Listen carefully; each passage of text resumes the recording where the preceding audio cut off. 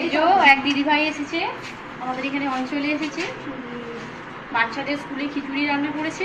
তো খিচুড়িতে এই যে পোকা আছে, এই পোকাটা দেখো, এই যে টিফিনের মধ্যে, এটা বাচ্চারা খেলে তো শরীর খারাপ করবে।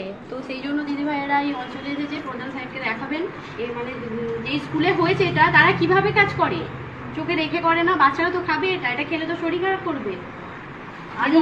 বাচ্চারা আমি বলতে পারি কি, খিচুড়িটাতে রান্না হয়, ডাল সেদ্ধ হয় না, চাল সেদ্ধ হয় না, কোনো সবজি পড়ে না, বলে আমাদের 10 টাকা করে দেওয়া হয় খালি সবজি কেনার জন্য, অত সবজি কিনতে পারি না। মাটিতে কোনো কিছু পাতে না, ভালো করে গিয়ে মাটির মধ্যে গিয়ে বসে। যদি বলি আমরা পাতার কথা, পাতে না, ওরা বলে কি তোমাদের বাচ্চারা ওর মধ্যে বসে না। বসুক আর নাই বসুক, পাতাটা দরকার কি না। আচ্ছা এখন বর্ষার সময়, তারপরে মিনিমাম বছর বর্ষার সময় বাচ্চারা ছটফটে, বাচ্চারা পেতে দিলে 7 ইঞ্চি পেতে দিলে 7 ইঞ্চিটা ঘেটে ফেলবে, বাচ্চারা ঘেটে ফেলবে, ছটফটে বাচ্চারা। কিন্তু তাই জন্য ওদেরকে দেওয়া হয় না, বাচ্চাদেরকে পেতে দেবে না। এই ঠান্ডা বর্ষার মধ্যে বাচ্চাদের সর্দি করবে কি না, সর্দি করবে তো। ভাতের দিন শুধু ভাত দেয়, একটা ডিম দেয়, কোনো আলু থাকে না, কোনো ডাল থাকে না, শুধু ভাত আর ডিম। এই বাচ্চাগুলো এগুলো খাবে?